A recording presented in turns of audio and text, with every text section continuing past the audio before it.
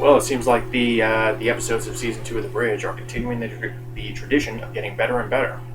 In fact, this episode may have been the best since episode 1 of season 2, which again I wasn't all that impressed with. I mean, it wasn't bad.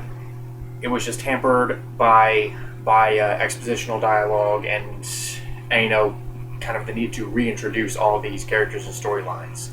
I mean, it was kind of easy to get lost in the first episode. However, this episode, it flowed a lot better. It had probably the most human moments out of the whole season thus far. I know that's not really saying much because we're only a few episodes in, but the human moments for some reason just really struck hard with me this episode. I mean, I really felt for these characters in a way that I haven't really felt for them the whole season. I mean, whether it be Marco, whether it be Sonia, what else? Whether it be for Eleanor, the crazy chick who crossed the border at the beginning of the season, who it turns out is in charge of is tied up with Fausto Galvan, and has been trying basically to get back to him since the premiere, and now we know why. So first of all, like I said, this episode flowed a lot better. The storylines I thought were balanced out pretty well. And they were reasonably connected. Although the one storyline that did seem kind of disconnected from everything else that was going on was the storyline involving Annabeth Gish's character and her boyfriend Ray. By the way, Ray is the type of guy who you can be sure is gonna be sitting in a chair with a pot belly, going, "What's for dinner?" So, I hope I'm not insulting anyone by saying that, but you can definitely tell that Ray is not exactly a very ambitious character when it comes to a lot of things. So apparently the guy with the long rectangular oval shaped head, he comes to Annabeth Gish and says, Fausto Galvan doesn't really care about the supply that you guys let get stolen. So just come back. And Annabeth Gish is like, all right. And Ray's like, what about Alaska? And she's like, screw Alaska.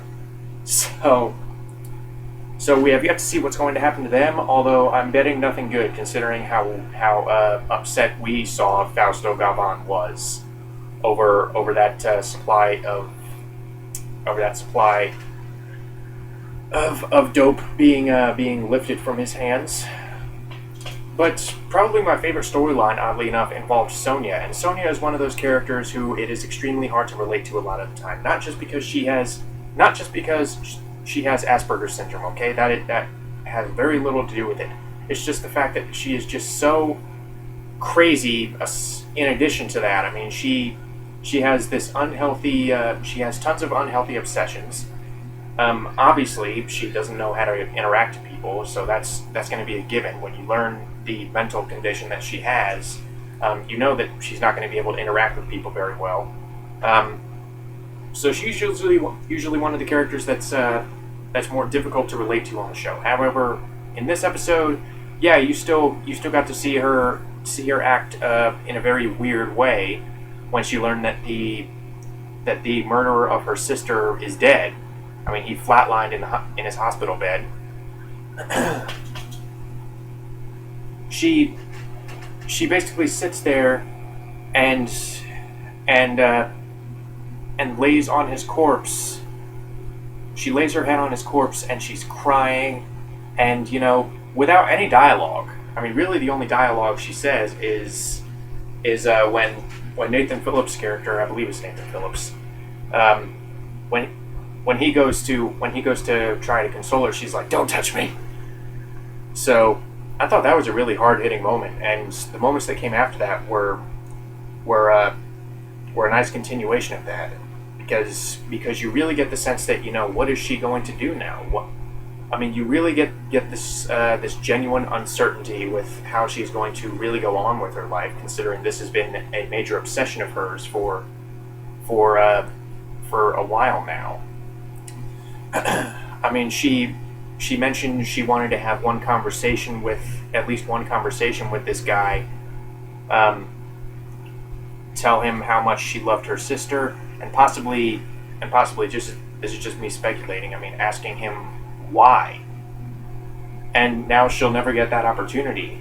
So just that lack of closure is something that I think was handled very well, with minimal dialogue in a number of scenes. So that was a very hard-hitting moment. And in addition, in this episode, I liked how we finally got some depth given to the character of Eleanor, the chick who killed the horny teenage kid. We learn that Fausto Galvan has her bought and paid for just like the rest, although not in the way you might expect. I don't even know what this thing is that Fausto Galvan has got in this cage, but whatever it is has the fingernails of a bag lady and likes acorns. So that's all we know. And it is very important to Eleanor. So it was nice that we finally got some answers as to why she's trying to get back to Fausto Galvan, etc., etc. And also, we learn once again that Marco is might be dealing with a shift in loyalty. I mean, Fausto Galvan did promise to deliver him the opportunity to kill David Tate, the murderer of his son, the Eric Lang character. But at the same time, he knows that Fausto Galvan and basically everyone under his wing, whether it be the captain, whether it be any number of corrupt officials in below the border, he knows that it's not right, just not morally right. I mean, he knows that that's the way it's been for years, and there's not really a whole lot one person can do about it. But in allying himself with this new guy who wants him to gather witnesses to Fausto Galvan, once again we are seeing a possible shift in loyalties for Marco. So just to see what he goes with in the end will probably be a sight to behold. I mean, he is the character that has gotten crapped on the most out of this entire show. I mean, he started as just a semi-normal guy. I mean, he had a family, he had a son. I mean, yeah, his wife was separated from him. I mean, she was cheating on him just as much as he was cheating on her with Annabeth Gish's character. But you know, he was a normal guy. He had a steady job as a cop, and then all of a sudden, these horrible events befell his life. So to see him kind of rise up from that and come back as this visibly different person, A, provides some juicy material for Demi and Bashir to work with, and B, makes for a potentially interesting storyline for season 2, and it's a storyline that I think they're handling reasonably well. So yeah, this particular episode of The Bridge I thought was better than last. Once again, I think they're really finding a sense of flow, a sense of balance between all of these storylines, with a few exceptions. The acting, as always, is fairly solid. You know, Diane Kruger, Demian Bashir, Matthew Lillard, Emily Rios, Annabeth Gish, Ted Levine, all these guys do a great job. And I think before long, this may just be speculations of a dreamer, but maybe this can be known as The Bridge and not just, you know, the Americanized version of Braun. But I don't know. That's another topic for another day.